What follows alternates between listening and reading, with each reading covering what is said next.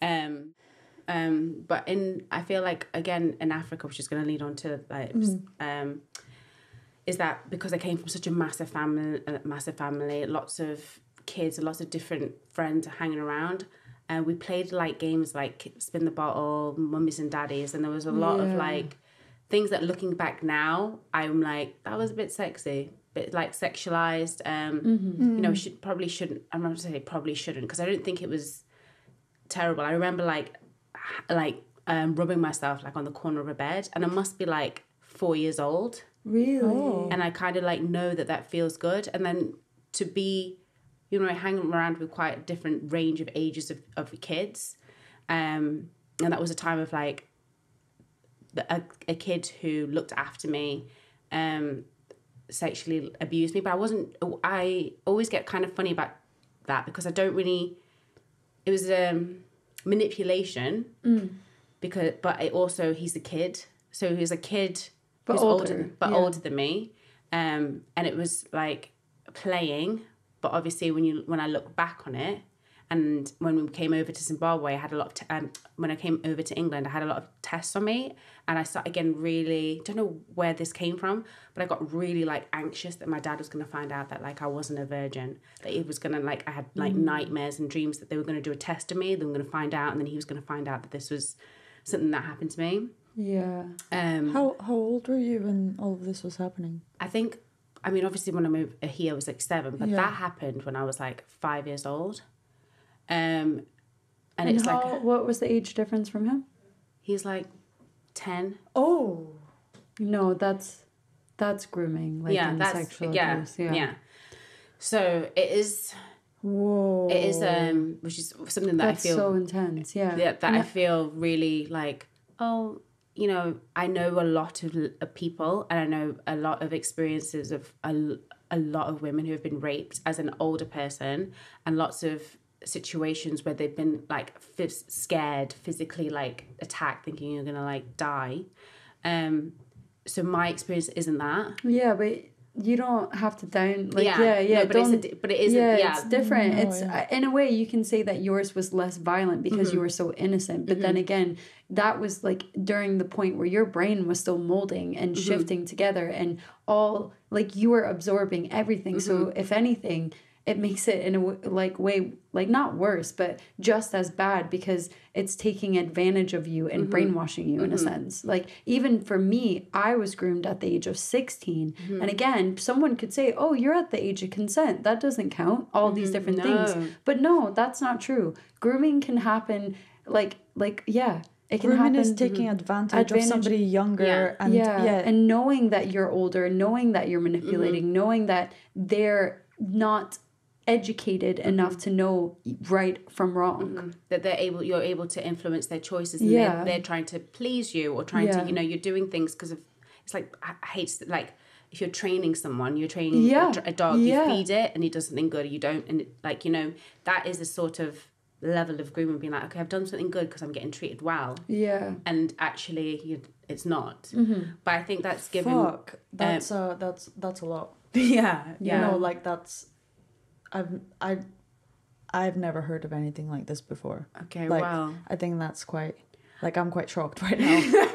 I'll be honest. Like, I feel really, I've spoke about it to quite a few people, like a lot, so it's kind of, it doesn't seem so no, it's shocking. Good to talk about it, because like that, for me, you know, sex has been quite something that I've always known about. Like, it's never been something that's sort of hidden. I've seen my mum and my dad not have sex, but you know, they've like walked around naked. I just playing those sorts of mummy daddy games and these sorts of things, and kiss the bottle, spin the bottle, kiss the bottle, was something that was very much more happened to me when I was in Africa, and then coming over here, it was not like kids were not playing this. Like, there was like kiss chase, but there wasn't anything so much more intense. Yeah.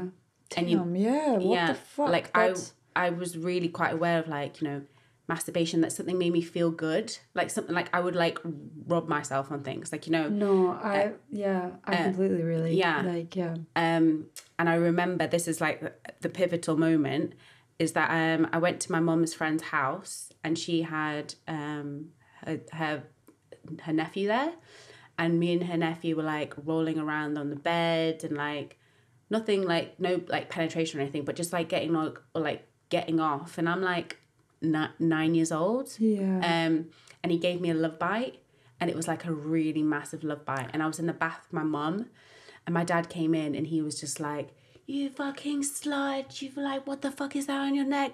And he kicked me out of the house, and I was like standing outside my house naked, and I did not have sex or any sort of sexual also, thing. You were 9 years I know. old. What? And I did not have any sort of like sexy. I mean, I had like masturbation, but I was really like aware of people. There was like older men, like the way that people looked at me. And my mum once told, she was just like, that man said that you need to be really careful with the way you look because you have come to bed eyes. And I was like, I'm fucking like 10 years old. Like, how can I be sexualized? Or if somebody hugs me and their hand was just a bit too low, like I just all of a sudden got really like heightened about of being my sexualized, like of being sexualized. Yeah, like I didn't want to be like sitting on somebody's lap or like but I'm a kid. Yeah, no. You know, and it just sort of like flipped for me. And I didn't have any sort of like sexual, I literally was called Antoinette.